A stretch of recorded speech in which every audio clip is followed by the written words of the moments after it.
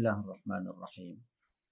Innal hamdalillah nahmaduhu wa nasta'inuhu wa nastaghfiruh wa na'udzu billahi min shururi anfusina wa min sayyiati a'malina. May yahdihillahu fala mudilla lahu wa may yudlil fala hadiya lahu. Asyhadu an la ilaha illallah wahdahu la syarika lahu wa asyhadu anna Muhammadan 'abduhu wa rasuluh. أدى الأمانة وصدق بالرسالة وكشف الغمة ونصح الأمة وتركنا على المحجة البيضاء ليلها كنهارها لا يزيغ عنها إلا هالك. فصلوات ربي وسلامه على المبعوث رحمة للعالمين بشيرا ونذيرا وداعيا إلى الله بإذنه وسراجا منيرا. Amma ba'du, assalamualaikum warahmatullahi wabarakatuh. Mga masugid naming tagapakinig at tagapanood ng ating series na lectures na pinamagatang Bangsamoro Religious and National Unity. Sumainyo ang kapayapaan, awa at mga biyaya ng Allah subhanahu wa ta'ala. Tinalakay natin sa nakalipas na episode natin, episode 17 na episode natin, mga giliw naming mga Bangsamoro, ang hinggil sa tinatawag na ihtiramun nas, ang paggalang sa mga tao. Nabanggit natin na ito ay kabilang sa mga values upang sa gayon ay makamit natin.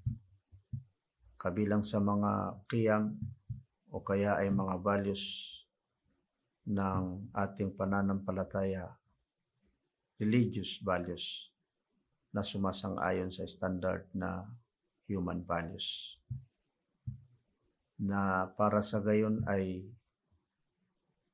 makamit natin ang pagkakaisa. Pagkakaisa hinggil sa bayan at pagkakaisa hinggil sa pananampalataya at pagkakaisa hinggil sa bayan. At ito rin, mga kapatid, ang tinatawag na paggalang sa mga tao, kung magiging halaga at values natin, ay inshallah ay makapagtatag tayo ng tinatawag na team building o makapagtatag tayo ng matindi o malakas na samahan. Mainam at malakas na samahan, mga kapatid. Nabanggit natin ang mga klase o kabilang sa mga uri ng tinatawag na paggalang sa mga tao. Isa na yung kimkimin natin, i-control natin ang ating mga dila, mga kapatid.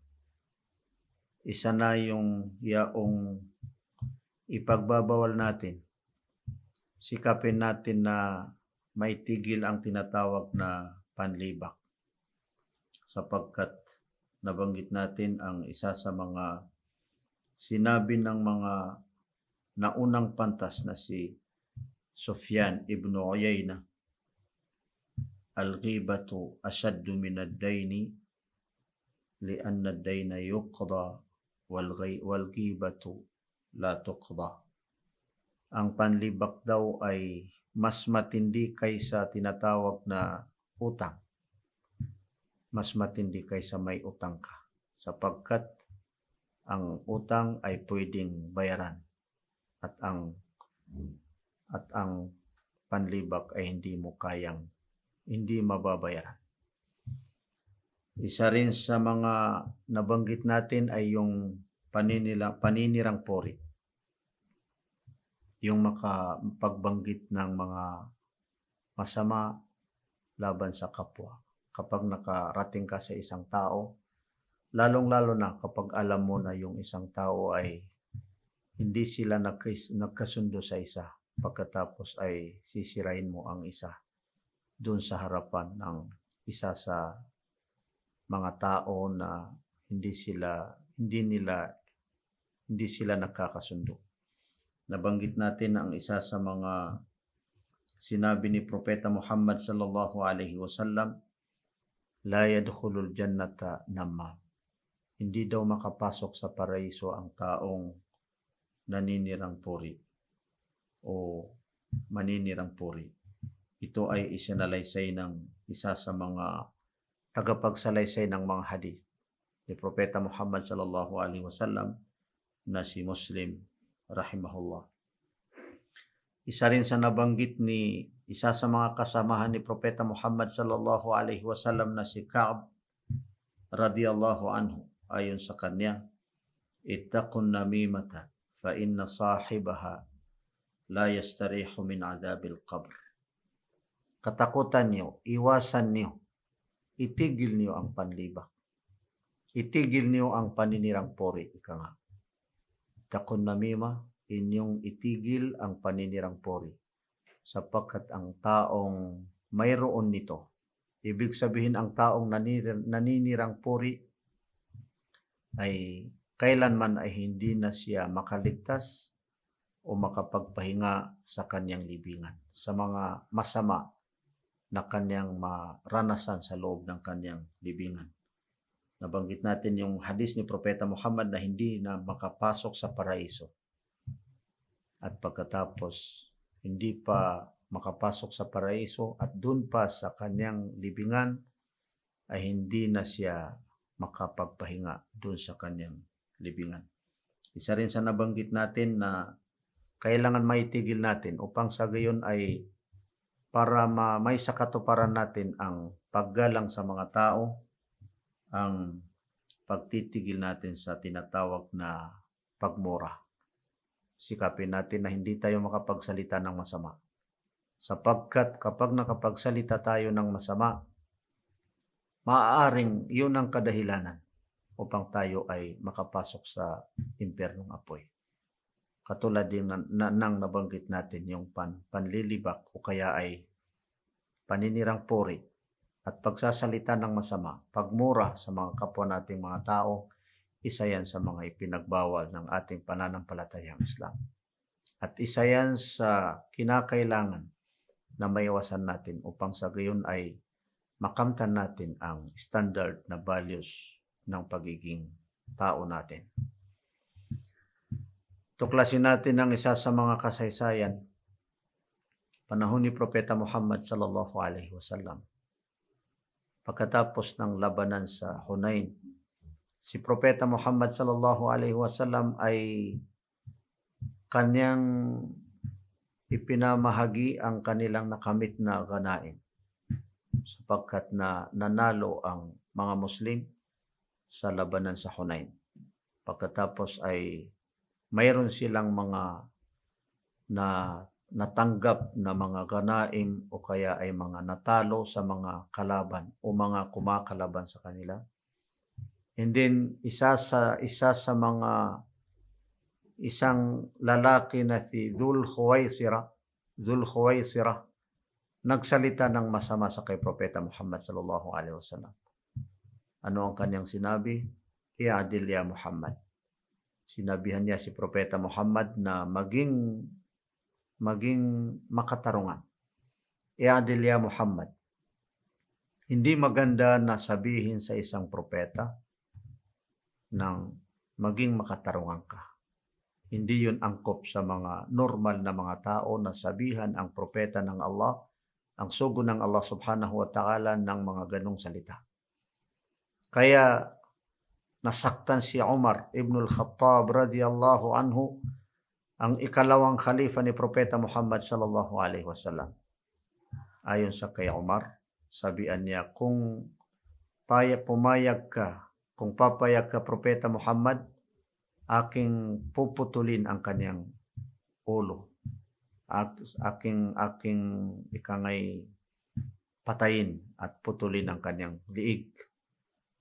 Dahil sa kanyang sinabi na hindi karapat dapat na sabihin sa iyo o propeta. Ano mga kapatid ang tugon ni Propeta Muhammad sallallahu alaihi wasallam? Pinagbawalan niya si Umar ibn al-Khattab radiyallahu anhu. Pero alam niya mga kapatid ano ang resulta. Sabihan niya, Ya Umar, hayaan niyo, da'ahu. Hayaan niyo si Dhul Khuwaisirah. Pagkatapos dahil sa magandang salita. Dahil sa magandang salita o pananalita ni Propeta Muhammad sallallahu alaihi wasallam at magandang pakitungo, maayos na pakitungo sa kahit pa sa isang tao na gustong pumatay sa kanya, yun ay naging sanhi, kadahilanan upang yumakap sa Islam si Dhul Khuwaisirah at binigkas niya sa harapan ni Propeta Muhammad sallallahu alaihi wasallam ang ashhadu an la ilaha illallah wa ashhadu anna Muhammadar Rasulullah. Ako ay sumaksi. Ako ay sumasaksi at nagpapatunay na walang ibang Diyos maliban lamang kay Allah subhanahu wa ta'ala, at ako rin ay sumasaksi na si Propeta Muhammad sallallahu alaihi wasallam ay sugo ng Allah subhanahu wa ta'ala. Yumakap sa Islam nang dahil sa magandang salita. Mga kapatid, isa sa paggalang sa mga kapwa nating mga tao, ang paggalang o isang halimbawa ng paggalang sa mga kapwa natin na mga tao, ang paggalang sa mga mahirap. Ihtiramul fuqara. Sabi ng isa sa mga pantas sa pananampalatayang Islam, al-faqru laysa aiban wa innamal aibu an tatakabbara 'ala al-fuqara wa anta makhluqun min at-turab. Sabihan niya, ang pagiging mahirap ay hindi yan masama. Hindi yan masama, kumbagay isang palatandaan na masama ang tao nang dahil sa kanyang paghihirap o siya ay isang taong mahirap. Subalit sabi niya, ang masama ay kung ikaw ay magmamalaki sa harapan ng mga mahirap sapagkat ikaw ay mayaman, sapagkat ikaw ay may mataas na katungkulan, magmamalaki ka sa mga mahirap. Wa anta makhluqun minat turab. Samantala, ikaw lamang ay nilikha katulad niya, kayo, ikaw at siya o sila na mga mahirap ay nilikha din kayo ng Allah subhanahu wa ta'ala mula sa tinatawag na alabok. Mga kapatid, isa sa mga tatalakay natin insyaallah ay kabilang sa mga values upang sa gayon ay makakapagtatag tayo ng maayos na samahan. Yun nga yung tinatawag na team building, mga kapatid. Para sa gayon ay makamit natin ang pagkakaisa. Pagkakaisa hinggil sa pananampalataya at pagkakaisa hinggil sa bayan. Isa, mga kapatid, sa mga values na kinakailangan natin, mga gilyo naming mga bangsamoro, isa sa mga values na kinakailangan natin, al-infitahu wa taqlilu hubbil istibdad. Yaong ma-open tayo sa kahit sino man na mga tao. Open-minded tayo. Marunong tayo tumanggap. Isa yan sa mga nabanggit natin na halimbawa sa tinatawag na paggalang sa mga tao. Tingnan natin ang isa sa mga talata ng Allah subhanahu wa ta'ala. Al-infitah wa taqlilu hubbil istibdal, ang maging open tayo at pagkatapos ma-minimize natin, mabawasan natin ang pagnanasa o pagmamahal sa tinatawag na dictatorship. Mawala sa ating kalooban. Mawala sa mga katangian natin ang pagiging dictatorship. Ang gusto lamang natin ay tayo. Tayo ang magiging mayaman at tayo ang magkakaroon ng katungkulan.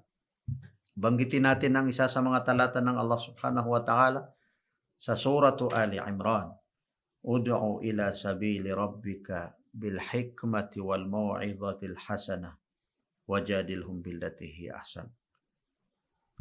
Ikaw, sabi ng Allah subhanahu wa ta'ala, o ayon sa pagpapaliwanag ng talatang ito ng Allah subhanahu wa ta'ala, mangaral ka, ho Muhammad, patungo sa iyong Panginoon ng may dunong hikmah, wisdom, at wal mau'izatil hasana, magandang pamamaraan ng pangangaral. Wajadilhum billati hiya ahsan. At makipag-argue ka sa kanila, makipag-usap ka sa kanila, makipagdebate ka sa kanila sa anumang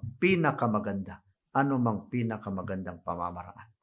Inshallah ay tatalakay natin, ipagpatuloy natin ang pagtatalakay natin sa talatang ito o pagpapaliwanag natin sa talatang ito ng Allah subhanahu wa ta'ala.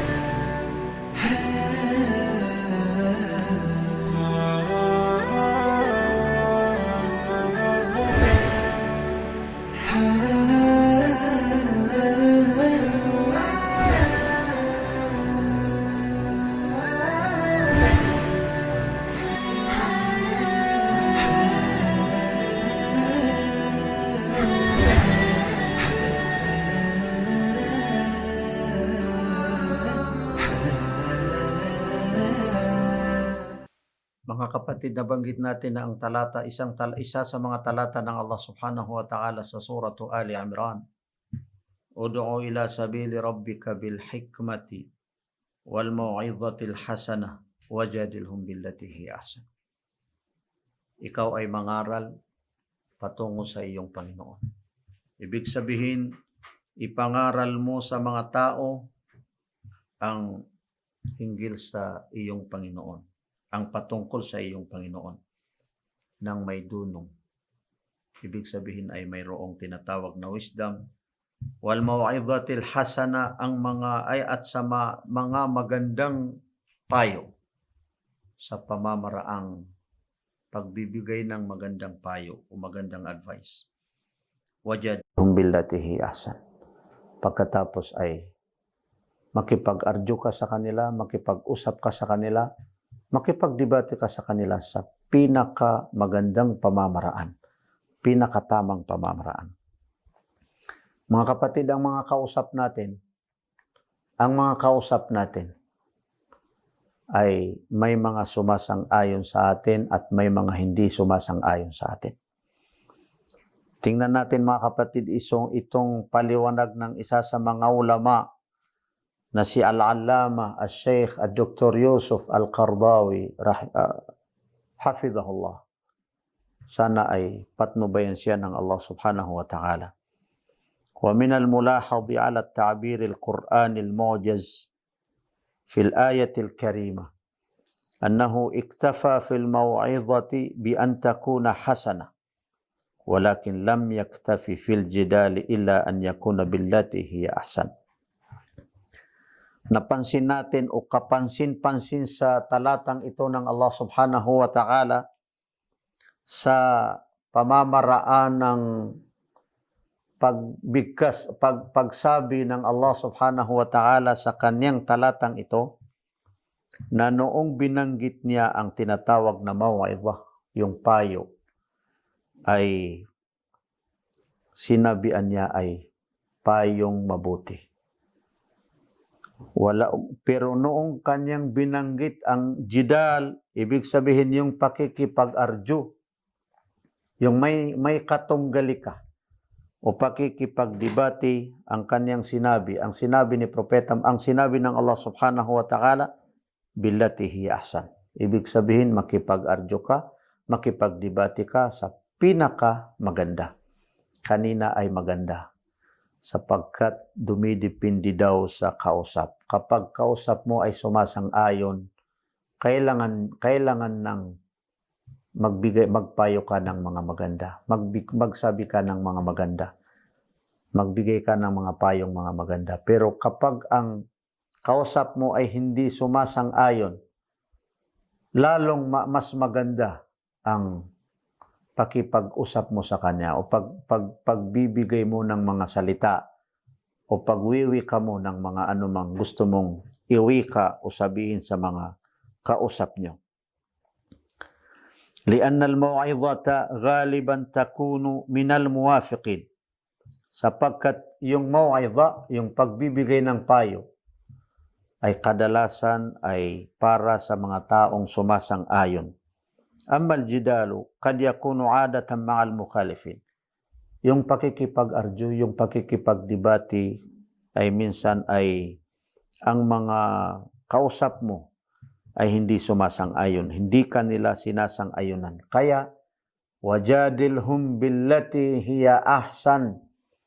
Kung makipag-usap ka ng maayos, magbibigay ka, magbigkas ka o magwika ka ng anumang mga salita sa harapan ng mga sumasang-ayon sa iyo, ay lalong magbigay ka ng mga magandang salita sa harapan ng hindi sumasang-ayon sa iyo. Lihada ay yakuna billatihi wa ala ma'na annahu law kanat hunaka liljidad wal hiwari tariqatun hasanatun wa jayyida wa tariqatun ahsana minha wa ajwad.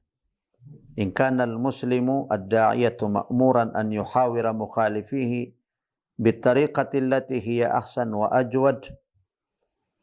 So, para sa gayon, sabi ni Al-Allama, Al-Sheikh Dr. Qaradawi, kinakailangan na magkaroon tayo ng dalawang pamamaraan. Pamamaraan na mainam, maganda, maayos, at pamamaraan na para sa mas mainam at mas maganda at mas maayos. So kung makipag-usap tayo sa mga sumasang-ayon sa atin, kinakailangan na maganda ang ating pakikipag-usap. Kung magbigay tayo ng mga payo, kinakailangan na sa magandang pamamaraan para sa mga kausap natin na sumasang-ayon sa atin. Pero kung makipag-usap tayo sa mga kapatid natin na hindi sumasang-ayon sa atin, lalong mas maganda at lalong mas mainam at lalong mas maayos ang ating pamamaraan. Lalong pagandahin natin ang ating pagwiwika ng anumang gusto natin na iwika o kaya ay sabihin sa mga katunggalin natin o mga kausap natin. Mga kapatid, isa sa mga nakuha nating aral sa talatang ito ng Allah subhanahu wa ta'ala, na kapag tayo ay makipag-usap sa mga hindi natin kasama sa pananampalataya, mga bangsamoro na hindi mga Muslim, ay kinakailangan lalo natin pagandahan, lalo natin gagandahan o butihan ang ating pakikipag-usap sa kanila. Butihan ang ating mga salita, yung mga ibinibigay natin sa kanila na mga payo. So kung tayo ay inatasan ng Allah subhanahu wa ta'ala na makipag-usap sa hindi natin mga kasama sa mga Muslim, ay lalong-lalo na mas pagandahin natin ang pakikipag-usap natin sa mga kapwa natin na mga Muslim. Bakit mga kapatid? Sapagkat kung inatasan tayo na makipag-usap, tingnan niyo mga kapatid yung dunong, kung inatasan tayo na makipag-usap sa mga hindi natin mga kapwa na mga Muslim, lalong-lalo na ang mga kapatid natin na mga Muslim. So hindi maganda na hindi tayo makipag-usap ng maayos, hindi tayo makipag-usap ng maganda sa mga kapwa nating mga Muslim. Mga kapatid, isa sa mga values na kinakailangan natin para sa gayon ay makamit natin, makapagtatag tayo ng tinatawag na maganda o maayos na samahan, ay ang tinatawag na al-itharu wa taqlil hubbil ananiya. Yung kanina maupin ka, upin ang kalooban mo, upin ang puso mo sa kapwa na mga tao. At ngayon mga kapatid ay marunong ka magbigay, yung iuna mo ang kapwa mo na tao kaysa sarili mo. Yung medyo bawasan natin ang ang gusto lamang natin ay tayo lamang ang makakakuha o makakatanggap ng mabuti.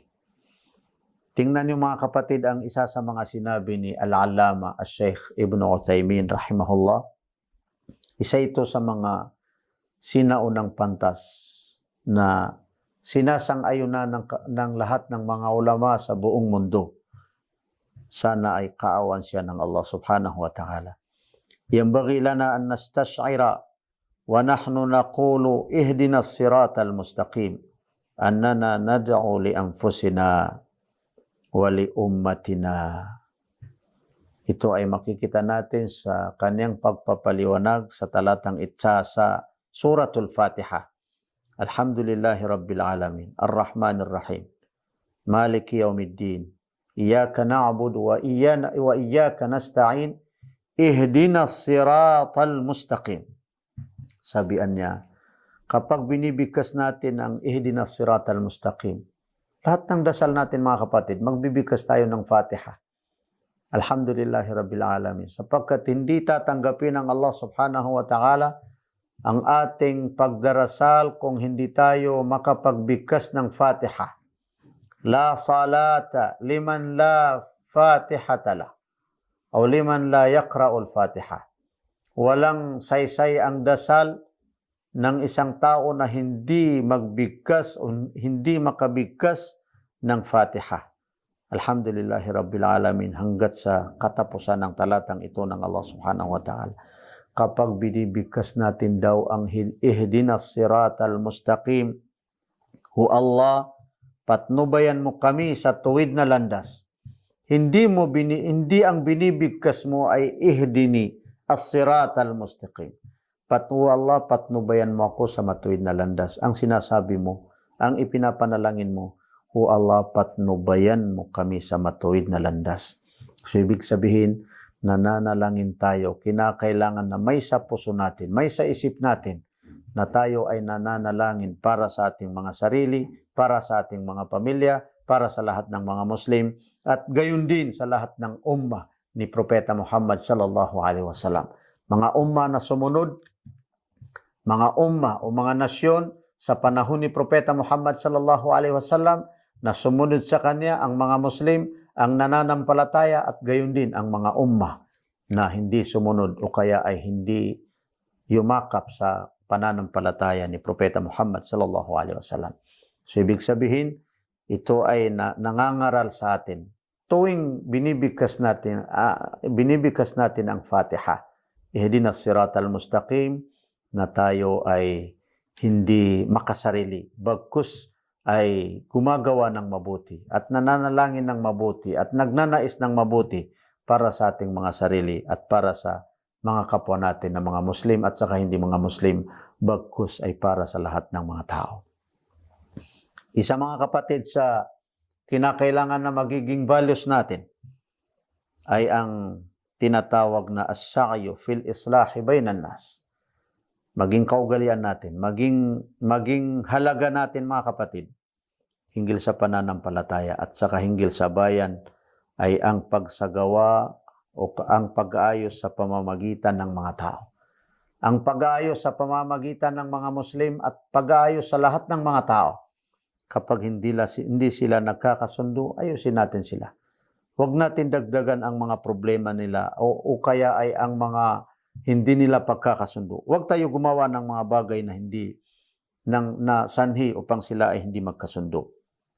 Min ma'ani as-sa'yi fil islahi bainan nasi as-sitru fi uyubil akharin. Mga kapatid, napakaraming halimbawa nito, pero ang isa lamang ang babanggitin natin mga kapatid, na para isa sa mga halimbawa ng pag-aayos sa mga pamamagitan ng mga tao ay ang takpan natin ang mga kahinaan o yung mga tila, yung mga hindi maganda na nagagawa ng mga tao. Hindi iyong pahiyay natin sila. Yun ay masama mga kapatid. Sabi ni Umar ibn al-Khattab radiyallahu anhu, man mu'adhani alaniyatan faqad faddahani. Sino mang nangaral sa akin ng publiko, inilantad sa mga tao, ay katiyakan na siya ay pinahiya ako sa mga tao. Tingnan niyo mga kapatid ang isa sa mga hadis ni Propeta Muhammad sallallahu alaihi wasallam, man satara musliman, satarahullahu yawmal qiyamah. Sino mang tao na itago niya ang masama, o kaya ay kahinaan, o kaya ay yung tila, yung hindi maganda, na malaman ng mga tao, katiyakan na itago rin ng Allah subhanahu wa ta'ala ang kanyang kahinaan, yung mga hindi maganda pagdating ng araw ng paghukom sa mga tao. So ibig sabihin, hindi siya pahiyain ng Allah subhanahu wa ta'ala. Anong dahilan? Sapagkat hindi niya pinahiya ang kapwa niya ng mga tao dito sa ibabaw ng mundo. Sabi pa ni Propeta Muhammad sallallahu alaihi wasallam, man radda an irdi akhihi raddallahu an wajhihi an-nara yawmal qiyamah. Rawahu Tirmidzi wa Ahmad. Sabi ni Propeta Muhammad sallallahu alaihi wasallam, sino man ang tao na kanyang idipinsa, kanyang dipinsahan ang kanyang kapatid mula sa mga masama sa kanya, ay pagdating ng araw ng paghukom ay idipinsa din siya ng Allah subhanahu wa ta'ala, o kaya ay idipinsa ng Allah subhanahu wa ta'ala ang kanyang mukha mula sa impyernong apoy pagdating ng araw ng paghukom. Napakaganda mga kapatid. Paano tayo hindi makagawa o makapagtatag ng team building o kaya ay maganda, matatag na samahan kung tayo ay magtulong-tulungan at magdidipinsahan sa isa't isa? Paano tayo magkakaisa mga kapatid kung hindi tayo magtulong-tulungan? Kung di natin dipinsahan ang kapwa natin na bangsamoro, ang kapwa natin na mga Muslim, gayon din ang kapwa natin na mga tao. Yaqulu al-allama al-Sheikh Abdurrahman As-Sa'di rahimahullah, as-sa'i fil islahi bayna an-nasi afdalu min al-qaniti bis-salati was-siyami was-sadaqati wal muslihu la budda an yusliha Allahu sa'yahu wa 'amalah. Tingnan niyo mga kapatid ang isa sa mga talata ng Allah subhanahu wa ta'ala sa banal na Quran. Was-sulhu khair. Ang pag-ayos sa pamamagitan ng mga tao ay higit na maganda. Higit na maganda. Yung reconciliation, mga kapatid, kaysa tinatawag na maghatol sa pamamagitan ng mga tao. Mas katanggap-tanggap at mas ikabubuti at mas sanhi upang tayo ay makapagtatag ng maganda at maayos na samahan. Gayon din, mas tayo ay magkakaisa kung ayusin natin ang mga pamamagitan natin ng mga tao. Ayusin natin ang mga pamamagitan natin ng mga bangsamoro. Sa talatang ito ng Allah subhanahu wa ta'ala, sabi ni Sheikh Al-Allama, Sheikh Abdurrahman As-Sa'di, kaawan siya ng Allah subhanahu wa ta'ala. Isa ito sa mga ulama na mayroon siyang isang tafsir na napakaganda at pinapakinabangan ng lahat ng mga ulama sa buong mundo. Sabihan niya, as-sa'i fil islahi bainan nas, ang taong naglalakad, ang taong nagsisikap na para maayos ang hindi pagkakasundo ng mga tao, afdalu min al-qaniti bis salati was siyami was sadaqah, ay mas matindi, mas maganda kaysa isang tao na nagdadasal, nagsasamba sa Allah subhanahu wa ta'ala sa pamamagitan ng pagdarasal. Nagsasamba sa Allah subhanahu wa ta'ala sa pamamagitan ng pag-aayono, at nagsasamba sa Allah subhanahu wa ta'ala sa pamamagitan ng pagbibigay ng charity o kaya ay kawanggawa. Mas maganda ang taong naglalakad, mas maganda ang taong nagsusumikap na para maayos ang hindi pagkakasundo ng mga tao, para maayos ang mga rido-rido ng mga bangsamoro. Wal muslihu la budda an yuslih Allahu sa'yahu wa 'amalah. Ang taong nang aayos sa pamamagitan ng mga tao, nag-aayos sa mga rido-rido, ay sa pilitan sa Allah subhanahu wa ta'ala na ayusin ng Allah subhanahu wa ta'ala ang kanyang pamamalakad, ang kanyang mga ginagawa sa mundong ito. So aayusin mo ang sa pamamagitan ng mga tao, aayusin din ng Allah subhanahu wa ta'ala. ipagkaloob sa iyo ang Allah subhanahu wa ta'ala ang mga gusto mo at ayusin din ng Allah subhanahu wa ta'ala ang mga pamamaraan mo, ang lahat ng mga ginagawa mo.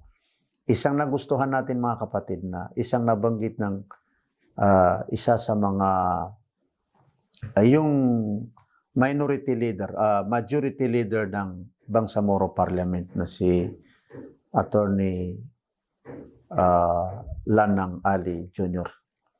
Nabanggit niya, siya ay isang attorney, pero nabanggit niya na kahit pa ginagawa niya ang pagiging attorney, pero madalas daw ang kanilang ginagawa minsan ay kasama ang kanyang mga katunggali o mga attorney ng kanyang katunggali ng kanyang mga kasamahan, mas pinag-uusapan daw nila na sikapin nila na maayos ang pamamagitan ng mga tao kaysa hatulan sila ng kung ano-ano man ang ihahatol sa kanila ng dahil sa kanilang hindi pagkakasundo. Ibig sabihin, yaong nabanggit natin na reconciliation mga kapatid.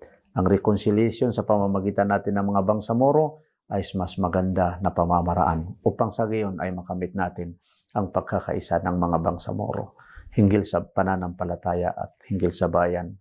Sana ay patnubayan tayo ng Allah subhanahu wa ta'ala, makamit natin, mapasa atin itong mga values na tinatalakay natin na kinakailangan din natin mga kapatid. Wassalamualaikum warahmatullahi wabarakatuh.